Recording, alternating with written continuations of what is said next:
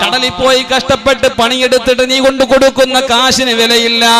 വിദേശ രാജ്യങ്ങൾ നീ പോയി കിടന്ന് അധ്വാനിച്ചു കൊണ്ടു കൊടുക്കുന്ന 10 പൈസയ്ക്ക് വില നിങ്ങളുടെ മക്കൾ കൽപ്പിക്കൂല.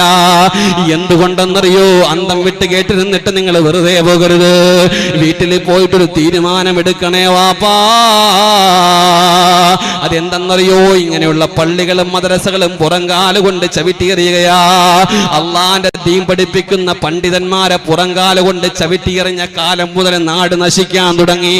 നമ്മുടെ ചുറ്റുഭാഗത്തുള്ള പള്ളികൾ എവിടെയാ പ്രിയപ്പെട്ടവരെ ഇങ്ങനെ വാളുള്ളത്?